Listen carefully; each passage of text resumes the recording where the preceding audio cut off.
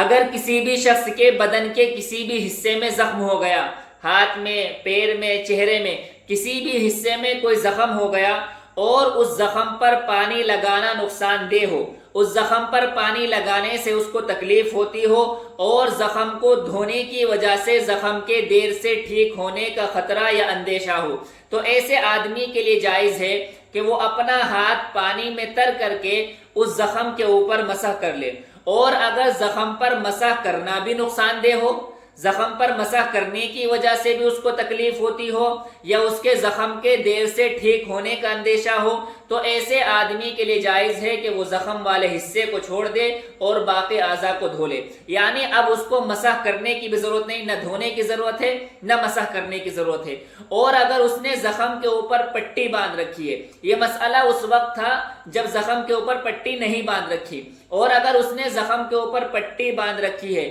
تو اب دیکھا جائے گا کہ یہ آدمی پٹی کو کھول سکتا ہے یا نہیں۔ یعنی پٹی کے کھولنے میں اس کو کوئی نقصان نہیں ہوگا، اس کو کوئی تکلیف نہیں ہوگی اور زخم بھی اپنی وقت پر ٹھیک ہو جائے گا۔ تو ایسے آدمی کے لیے ضروری ہے کہ وہ پٹی کھول کر کے اب زخم کو دھوئے۔ اگر دھونا نقصان دہ ہے تو وہی پہلا والا مسئلہ ہے، مسح کر لے، مسح کرنا نقصان دہ ہے تو اس کو چھوڑ دے۔ تو پٹی کھولے گا اور پٹی کھول کر کے زخم کو دھوئے گا، دھو نہیں سکتا ہے تو مسح کرے گا۔ اور اگر پٹی کھولنے میں اس کو نقصان ہوتا ہو، تکلیف ہوتی ہو، یہ زخم کے دیر سے ٹھیک ہونے کا اندیشہ ہو، جیسا کہ عموماً ہوتا ہے، پٹی باندھی اسی لیے جاتی ہے اگر کسی زخم پر پٹی باندھی جا رہی ہے اور بار بار اس کو کھولنے کی ضرورت پڑے گی، بار بار اس کو کھولے گا، ظاہر سی بات ہے وہ زخم دیر سے ٹھیک ہوگا۔ تو ایسے آدمی کے لیے جائز ہے کہ وہ پٹی کے اوپر مسح کر لے۔ یہاں ایک بات یہ بھی یاد رکھیے کہ جب پٹی باندھی جاتی ہے تو پٹی کے ساتھ ساتھ کچھ حصہ پٹی وہ بھی ڈھانک لیتی ہے جو صحیح ہوتا ہے۔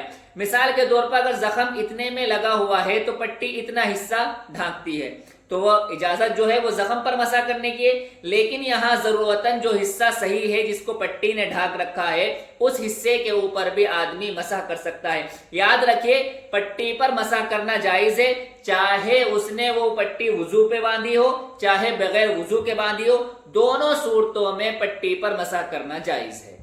یہی حکم پلاسٹر کا بھی ہے کہ اگر کسی آدمی نے پلاسٹر کرا رکھا ہے تو وہ تر ہاتھ کر کے پلاسٹر کے اوپر مسح کر لے۔ ظاہر سی بات ہے پلاسٹر پر مسح کرنے سے، تر ہاتھ کر کے مسح کرنے سے نہ کوئی تکلیف ہوتی ہے نہ زخم پہ کوئی مسئلہ پڑتا ہے، تو اس لیے پلاسٹر بھی پٹی کے حکم میں ہے۔ تو جس طرح پٹی پر مسح کرنا جائز ہے اسی طریقے سے پلاسٹر پر بھی مسح کرنا جائز ہے۔